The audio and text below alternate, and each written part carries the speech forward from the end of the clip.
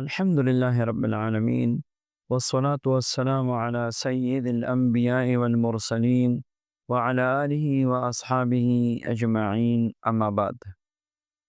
آج کے درس میں سورہ جن کی دعوت، سورہ جن کا وظیفہ اور سورہ جن کے متعلق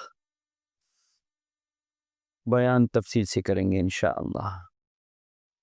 یاد رکھیے،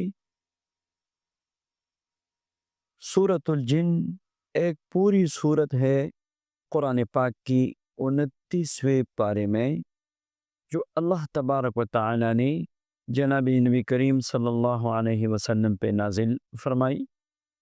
یہ مکی سورت ہے۔ سورہ جن کے بہت سارے عملیات اور وظائف بھی ہیں۔ تو سب سے پہلے اس سورت کے متعلق تھوڑا جان لیتے ہیں کہ سورۃ الجن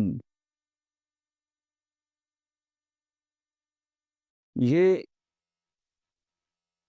او مبارک صورت ہے جس میں اللہ تبارک و تعالی نے ایک مخلوق کا ذکر کیا ہے۔ اللہ تبارک و تعالی کی بے شمار مخلوقات میں سے ایک مخلوق جنات بھی ہے۔ جنات وہ مخلوق ہے جو بظاہر ہماری آنکھوں سے چھپی ہوئی ہے، جو اپنی اصلی شکل صورت میں ہم ان کو نہیں دیکھ پاتے، اور اللہ تبارک و تعالی نے ان کو اجسام لطیفہ دیا ہے اور ان کو یہ قوت دی ہے کہ یتشکلوا باشکال مختلفہ، وہ مختلف شکلوں میں اپنے آپ کو تبدیل کر سکتے ہیں، انسان کے شکل میں، جانوروں کے شکل میں، کیڑے مکوڑوں کے شکل میں، اور یہاں تک کہ سانپ کے شکل میں بھی اپنے آپ کو تبدیل کر سکتے ہیں۔ اور انہی جنات کے نام پہ قرآن پاک کی یہ مبارک صورت اللہ پاک نے اتاری ہے۔ یہ صورت مکی صورت ہے، ہجرت سے قبل نازل ہوئی تھی۔ اس میں 28 آیات اور 2 رکوع ہیں، 285 اس میں الفاظ ہے، 870 اس میں حروف ہیں، اور یہ مبارک صورت کے شان نزول اور پس منظر کے متعلق مفسرین نے لکھا ہے کہ نبی کریم صلی اللہ علیہ وسلم عرب کی مشہور منڈی اور بازار کی طرف تشریف لے کے جا رہے تھے حضرات صحابہ کرام کے ساتھ۔ سوق عکاظ زوا کے ساتھ، بازار عکاظ، منڈی عکاظ، جو 20 دن یہ منڈی لگتی تھی، نبی کریم علیہ الصلوۃ والسلام تبلیغ دین کی نیت سے چند صحابہ کرام کے ساتھ وہاں تشریف لے کے جا رہے تھے۔ مقام نخلہ میں نبی علیہ الصلوۃ والسلام نے صحابہ کو فجر کی نماز پڑھائی، اور فجر کی نماز میں جب آپ قرآن پاک کی تلاوت فرما رہے تھے تو جنات کی ایک جماعت وہاں سے گزر رہی تھی۔ وہ 7 یا 9 جنات تھے جو مقام نصیبین سے آئے تھے، جو شام اور عراق کے درمیان میں سے یہ مقام ہے۔ انہوں نے نبی کریم صلی اللہ علیہ وسلم کی تلاوت سنی۔ اسی وقت وہ جنات ایمان لے آئے اور جا کے اپنی قوم کو قرآن پاک کے بارے میں اور نبی کریم صلی اللہ علیہ وسلم کے بارے میں پوری تفصیل بتائی۔ ان کی باتوں کو اللہ تبارک و تعالی نے قرآن پاک میں اتارا، اور تفصیل کے ساتھ یہ سورہ جن نازل ہوئی۔ یاد رکھیے، نبی صلی اللہ علیہ وسلم نے اپنی مکی اور مدنی زندگی دونوں میں 6 بار جنات کی تبلیغ کے لیے تشریف لے جا چکے ہیں۔ اور کبھی کبھی تو پوری پوری رات نبی کریم صلی اللہ علیہ وسلم جنات کو دین سکھاتے تھے اور تبلیغ ارشاد فرماتے تھے۔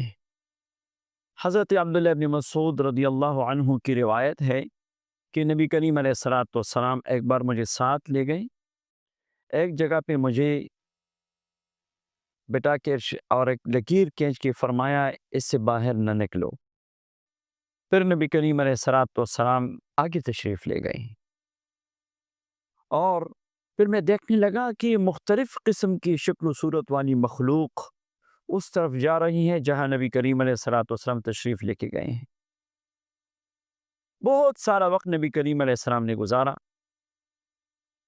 اور پھر واپس تشریف لے آئے، اور پھر عبداللہ بن مسعود رضی اللہ عنہ کو فرمایا کہ یہ قوم جنات کو میں دین سکھانے کے لیے گیا تھا۔ مکہ مکرمہ میں ایک مسجد بھی ہے، مسجد الجن کے نام سے، جہاں پہ مکہ مکرمہ میں ایک دفعہ نبی کریم علیہ السلام نے قوم جنات کو تبلیغ بھی کی تھی، دین سکھایا تھا۔ اسی جگہ پہ مسجد بن گئی ہے مسجد جن، اور قرآن پاک کی یہ سورت ہے سورہ جن۔ یاد رکھیے اس سورت کے ساتھ جنات کا خاص تعلق اور ایک ربط ہے، کیونکہ انہی کے نام سے اللہ پاک نے نازل کی ہے۔ اگر آپ نے سورہ جن کا وظیفہ کرنا ہے اور سورہ جن کے عملیات کے بارے میں آپ سنجیدہ ہے، تو سب سے پہلا کام آپ نے یہ کرنا ہے کہ سورہ جن کو آپ حفظ کیجئے۔ ایک اچھے مجود قاری کے ساتھ بیٹھ کے یا قاریہ کے ساتھ بیٹھ کے خواتین اور سورہ جن کو آپ یاد کیجئے اور اچھی طرح یاد کیجئے، تب جا کے آپ اس کا وظیفہ کر سکیں گے۔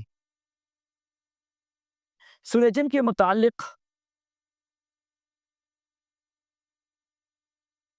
عملیات کی مشہور اور وظائف کی مشہور عربی عالم علامہ احمد البونی رحمۃ اللہ علیہ نے مستقل ایک باب لکھا ہے سورہ جن کی زکوٰۃ، سورہ جن کے وظیفے کے متعلق، اور ایک لمبی دعا بھی ساتھ نقل کی ہے۔